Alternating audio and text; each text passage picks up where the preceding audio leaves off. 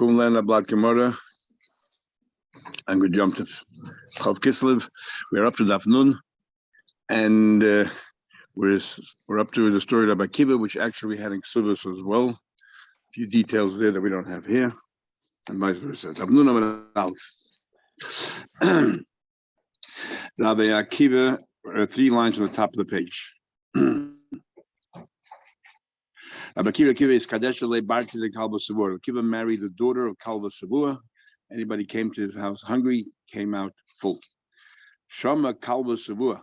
Kalba Savur found out whose daughter married, and he, of course, didn't approve. He made a neder that she cannot have any benefit from his entire estate. And in the story in Ksubas, later on, he regretted it. Oslo, she went in Sibele, and they married, and they got married with Siswa, they got married on their own. Havegona Beit Tivna, and they lived in a little place, and all they had there was really straw. They didn't have much to very poor. And they slept between the straw. There's no beds or anything else. Imagine her, where she came from, there's nothing that she had. And what did she see in her? He was an Amoritz at that time. Yeah. So Moshe Shaim learned, he already started learning, because otherwise, I'll tell you in a minute the problem. He or she used to pluck out from each other the straw from the hair. Some that she did it from him, or he did it from her. Amalah, he said to her, if I would have money to you know what I would buy you? A present? A tira, like looking like the shape of Yerushalayim. And as the Achrayim say, Rabbi Akiva was an Amalu Meshachist. He believed Bakachva was a Meshachist. When they went to the mountain there and they were all crying the time and then Makkah, he was laughing. He lived with Mashiach. He lived with Mashiach. So what was the gift that he was going to give her? He wanted her constantly to look at her. He would see Yerushalayim. Yerushalayim Merabnuya. Pretty amazing thing. Also, Leo came along. Leo, Idam Elohim Kanosh. I love Leo. Masquerade as if he's an ordinary person. The Kakari came to their doorway. Amalo, how will he put to the Tivna? Give me a little straw.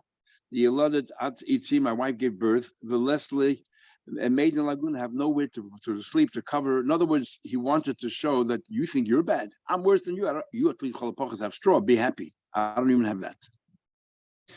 Amallah Rabbi Akiva said to his wife, Chazi, look, Gavra, this person, I feel Tivna Laisla, doesn't even have straw. So we should feel happy. Amrle, she said to him, Zil have a beirav. She said, why don't you go and learn in yeshiva? Go learn. I mean, if you think about it, what a strange idea. They have no money, they're poverty. She said, go to yeshiva and learn. Anyway, Ozli went, Avitarti station, he was there for 12 years, made up. The story just tell that Reuel came and asked him for straw. Just tell you why. He was, I guess, saying more and more describing her Mesiras Nefesh. That they were so poor, they used to have to make this necessarily on Navi, but they're just describing how kind of special woman she was. I was waiting for it to say that she gave him straw or something. No, It doesn't say. No, different story. Moving right along. Anyway, Ozli went for Tatish 12 years. She went to learn by Lezer Rabbi Yeshua. She learned by them. The Mishlim Tatish at the end of the 12 years, also the Basi, who kept his word, he went back home. Shomim and Achoye Basi heard from behind the doors, they come to Chad Rasha. Interestingly, the Gemara describes that person as a Rasha. She's alone for 12 years. The husband left as an Amoritz. She came from a very wealthy family, and this guy saying, you're crazy? Why call him a Rasha? Unless he either had other thoughts in mind, because she's still a married woman, or he's a Rasha for other reasons. Anyway, but this incident itself doesn't necessarily mean he's a Rasha. Maybe he was Pasha Rachmanus, and she's a living Almana. Anyway, and we have all those Gemaras and Ksubas there about these people who used to go, we come back once a year every Yom Kippur, and remember all those Gemaras and the Samachs. Come to Chad Rosh and said to his wife, Shapir over the Chavuch, your father's right. First of all, not in your class. You outclass him. And second of all, you are living Almana. Kulish all these years. She said to him, if my husband would listen to me, if he's learning, let him go for another 12 years. Rabbi Akiva heard that. And he said, since he gave permission, I will go back and huddle also. He went again. He didn't walk into the house because he was scared if he walked in, he wouldn't have the courage to leave again a second time. This way, he didn't go in and he thinks straight away go. In Shubit said he came with 12,000 Talmidim. He went another 12 years. Also, Talmidim. He came out of 24,000 Talmidim, or one version here, he came with 24,000 pairs of Talmidim, or 48,000 Talmidim. How were they able to hear him?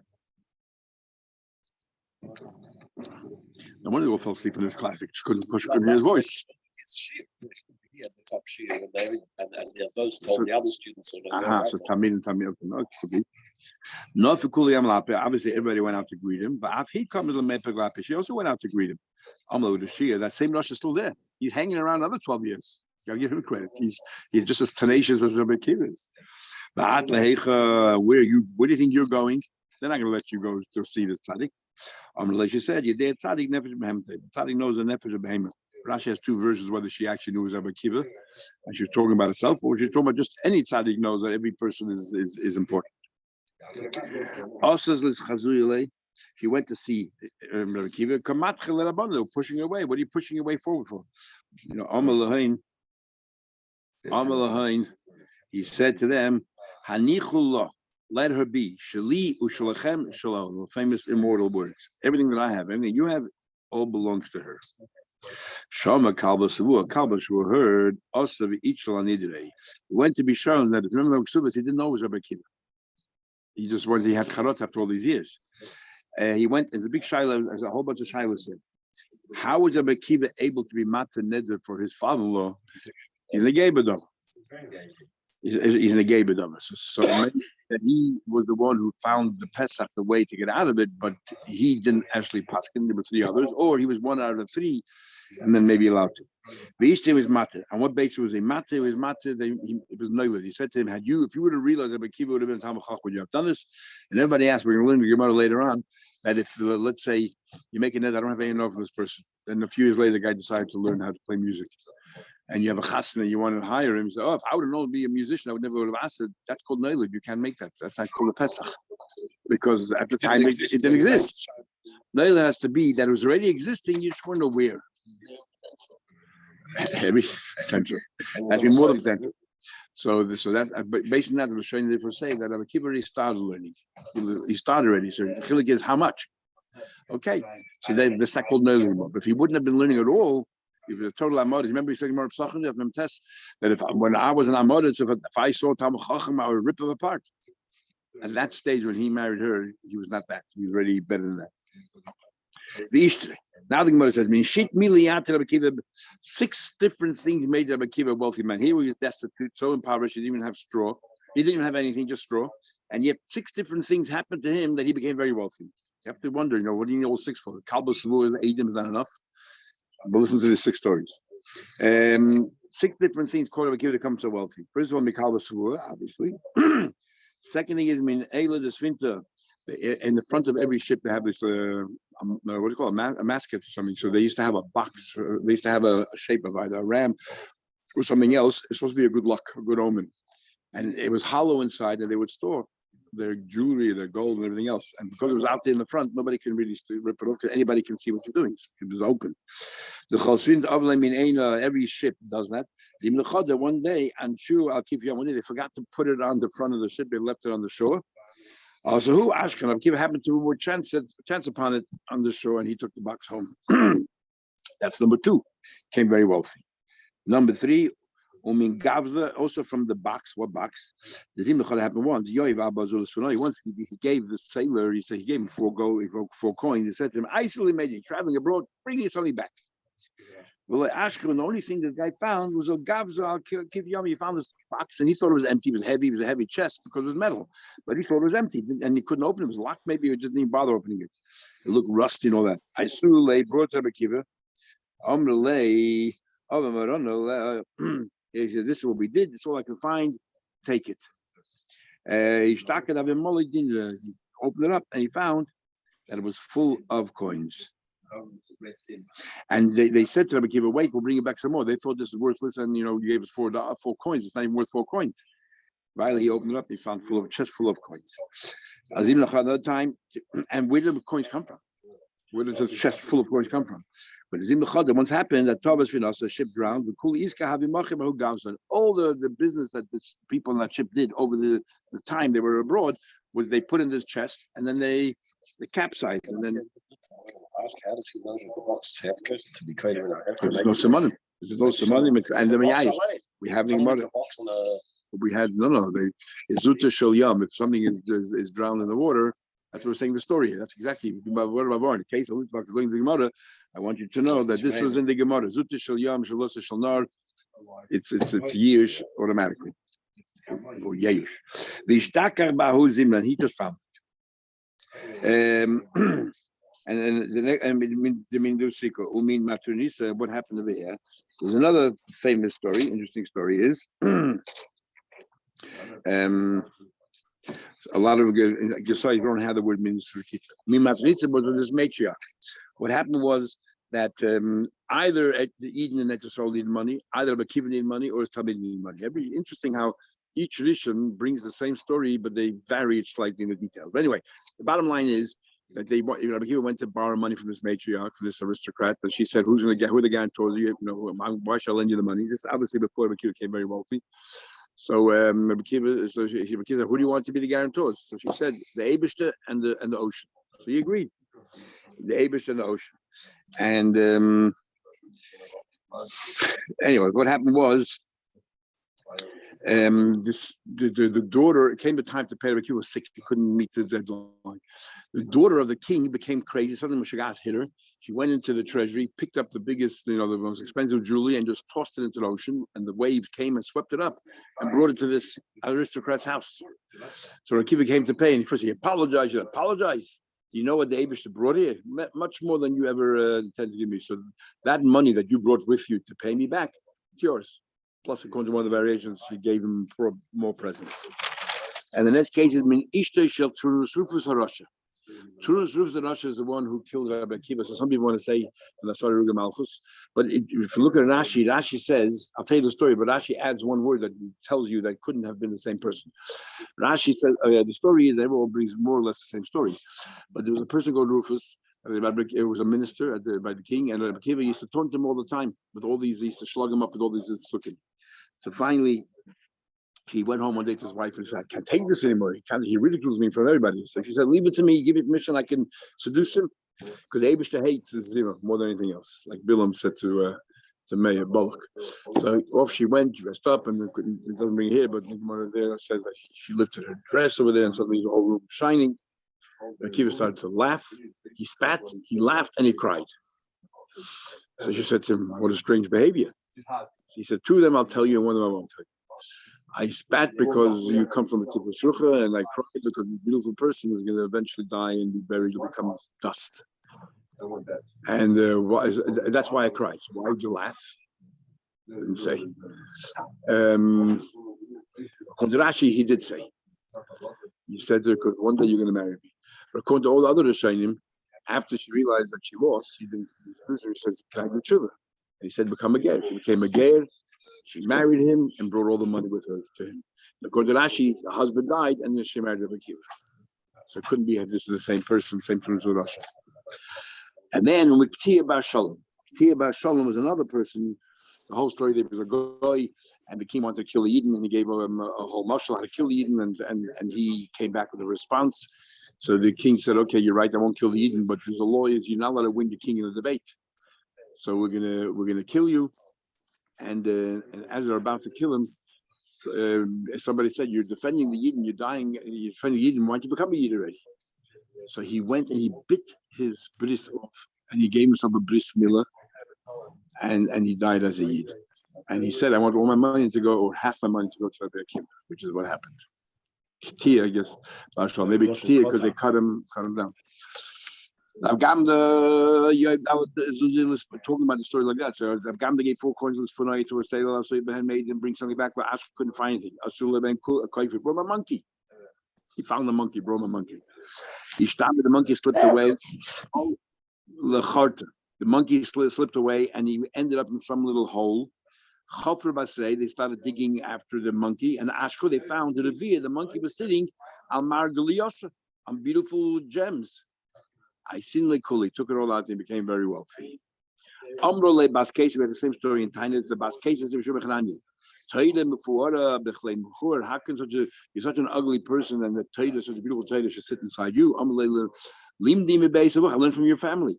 Remember Nichanyan, tell me, where do you store your wife? Amrole B'man in the Pachra, what do you mean? In clay jugs. Everyone else can't afford to use clay jugs. But you, the royal family, the man of the Pachran. You should put it in gold and silver. The cask. Okay. Others you went, she put in silver and gold. The Saudi it turned sour. He said to her, you see, the same thing with the Taylor. Because if you're very if you become very beautiful, you become vain, and then you become Balgaiva, and the Taylor does not serve somebody as a Balgaiva. She said, well, I know people who are handsome, and they can yell at them. He said, if they will be ugly, if they would learn better. But Sanu generally means hate. It means not so much that it'd be ugly, but more that they wouldn't despise their beauty. Exactly, or they wouldn't take it as they wouldn't use it to make them vain. Like that kid we had became a Nazir because he saw how handsome he was. He wanted to. It's famous to be very good looking. But the only shortcoming he had was he didn't have a beard. And Rabbi Yehuda found her guilty. She had to pay. I know Shmuel, your Rebbe would have passed this way. You knew Shmuel? She said, Ian, yes, Gutze, he was short, but Rabbi Krisi, a big fat stomach. Oikim, he was dark. I guess blonde was better than being dark. But Rabbi Shnei has large teeth. All these exaggerated points, mocking him. Because he come and consult my Rebbe. He eats a bishamta. She put in chedim. Poka, she obviously had a dibuk or something, some shed inside her. The spirit of Mason, she died. It says in Mishnah Mutter, it's not called a mevushal. It's not called tafshul tumit. What's a beir tumit? My beir tumit. Amish Moshe says, "Avda the overlay shavi alpha dinner. Any ever knows how to do this is worth 1,000 coins. Umayla alpha zim. This is what you do. You take an egg. Machlek is achrenia with a shell, without a shell. You take an egg and you cook it alpha zimna b'maychem, maybe 1,000 times in hot water, in boiling hot water. Then alpha zimna every time after hot water, you put in cold water, hot water, cold water. Add them until it shrinks. You can swallow it in one go. You can swallow it in one go. If you have any sicknesses inside your stomach and your esophagus, whatever it is, it'll pick it up, it'll tear it off, it'll take it away with it. The kadnafke, when you go to the bathroom, we'll know exactly what diseases you have. Just like today, you take all these tests and everything else, urine tests and everything, and they test your urine to see what diseases you have. They did this it's amazing. They did with this egg, and any disease that you have would would latch onto this egg, and they would analyze it, and they would realize what sicknesses you have. Over my mitzvah and what cure you. Shmuel had the body nafshi bekucha. Shmuel himself was a doctor, but Shmuel, he would check himself bekucha. Some say kucha means a cabbage. Others say they don't know what it is. But he would check himself because he didn't know how to make this egg. And labdafka 1,000 times might be exaggerated, but still we had to do it a lot. Until he would pass out, and his family would pull their hair out when they would see Shmuel in this state. That's how we learned over there in the Mishnah that if somebody, let's say, if a worker works in the field, he's allowed to eat from the fruits while he's working in the field. Just like by an animal, we say a poyo is allowed to take, but only of that particular kind. You're picking peaches, you take peaches. You don't take the cherries. Picking cherries, you take the cherry on the peaches. So within figs itself, there's different categories of figs. So if you're working with this kind of figs called chlupsin, which is a very poor quality, do not eat the better quality figs. They can only eat from that, and even though they're both figs, it's not the same. If you eat Sheva, don't eat klufsin. Even though the Balbos would be very happy if instead of Sheva you would eat klufsin, nevertheless, interesting, why not? If the Balbos, this is a poor quality. If you want to eat the poor quality rather than the better quality, it's a different min. You think the Balbos will be very happy if you do that. Anyway, my klufsin, mina the taina figs, the avdin minoin, it'll make from it left you some kind of food. Who gave the person he once gave his evet to his friend, and he paid his friend to teach him like what alpha mina lived it, to teach him how to make 1,000 different ways of making a certain kind of food with these figs. He only taught him 800 different ways, different recipes. As I'm the dinner, he took him to Torah. I paid you for 1,000 recipes, he only gave him 800. The Khan made the Rebbe. Now Rebbe is very wealthy, right? Even cucumbers and radish or whatever, nothing was missing from his table all seasons.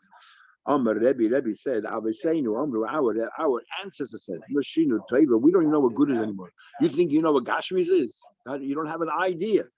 He's this we haven't even seen like one recipe. He gave you 800. How spoiled can you be that you need more than 800? Rebbe made us a chasna for his own son. So Rav Shimon B'rei must be his son. Cost of our base Gina. So Bar Kapora was not invited to this party. So he wrote the essay about Alpi the Buyin, Novkot Bez Gina Dane, Azabak about what he wrote a graffiti everywhere, and he wrote that the Rebbe spent 10,000 times 1,000 is 10 million times 24 is $240 million he spent on this chasna, and he still couldn't afford to invite me. Now, Rebbe didn't invite Bakapari because he already had a good sense of humor, and Rebbe was a very serious, stern person. And if he would laugh for that minute, he wouldn't think about Klal Yisrael, and he was constantly davening him to have a Klal Yisrael. Even though we know that many Rebbes around the world, we have, Hershel Astapolye, which became, a let's and everything else, but he's a real person. And he was there to remember Sameach's Rebbe.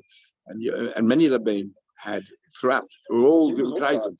I'm saying you exactly. Many Rebbeim had somebody to lift their spirits, because listening to all the people tzadus and thinking about Klal Yisrael will put you down. You have to lift their spirits. Rebbe didn't want to laugh. And tomorrow we'll read about what even by Chas. And this Bakapora said, Rebbe who did not carry out Hashem's wish because he didn't invite me. This is what happened. And look how wealthy he is. Imagine if people would do the Abish's will, like invite me to their parties. Surely they'll do well. Maybe this is part of his badcholos. He's teasing. Could be. Azamne. So Rebbe invited him. Now he said, look at the Abish to pay somebody the Abish Rots in this world. Imagine Rebbe would laugh. Asya Puranis Alam. We must explain why he didn't laugh, because Puranis would come to the world. And I'm going to explain, because they bring from the Rashi that he was constantly thinking about Klal Yisrael. He'd laugh for that moment, he'd be distracted. And he's not davening. He said, don't make me laugh. If you don't make me laugh during this chasna, I'll give you 4 piles of wheat. Amalek. He said, the chol griva, the beina shikal shekilna. He says, shakel. He said, okay, I'll come and see you, and and you give me whatever I give you, you'll give me my measures of wheat that you just said. Shakal de kula rabba. He took a giant basket. Chaf yekufri. He pitched inside so none of the grain will fall through. The sachma that he turned it over on his head. So he looked like a clown. But as he went, give me now the 4 piles of the shinba that you owe me.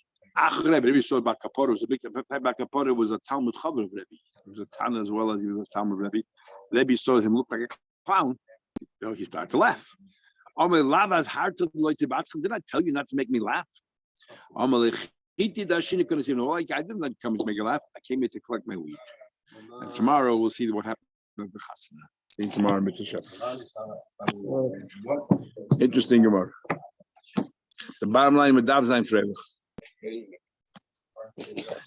Kapara felt that he had to make it be happy because you have to eat the Shem Simcha.